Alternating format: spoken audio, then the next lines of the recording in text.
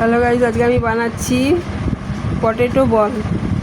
Potato প্রথমে আলু সিদ্ধ করি, তার মধ্যে কর্নফ্লাওয়ার দিয়ে একটু নুন দিয়ে ভালো করে মেখে নিচ্ছি। তারপরে এগুলো বলের আকারে করে নিলাম। তারপর এটা আমি এর মধ্যে সবগুলো হয়ে যাওয়ার পর ভালোভাবে মেখে বল বল করে নিলাম।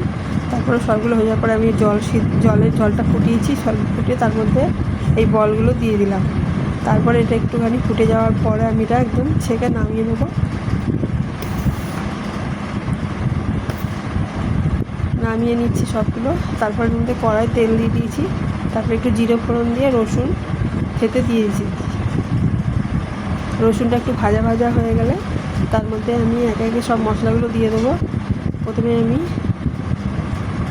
এর মধ্যে লঙ্কা বাটা দিয়ে দেবো, তার মধ্যে একটু টমেটো সস দেবো, জিরে গুঁড়ো দিলাম আর হলুদ দিলাম। মশলাটা দিয়ে ভালো করে নেড়ে চেড়ে একটু অল্প সামান্য নুন দিয়েছিলাম আর মিষ্টিও দিয়েছি। তারপরে আমি আলুগুলো দিয়ে দিলাম, আলুর বলগুলো, সেই বলগুলো দিয়ে ভালো করে নাড়াচাড়া করে নেড়ে এর মধ্যে আমার সুন্দর করে মাখা মাখা হয়ে গেল। তৈরি হয়ে গেল পটেটো গার্লিক। তার মধ্যে কস্তুরি মেথি আর ধনেপাতা একটু দিয়ে দিলাম।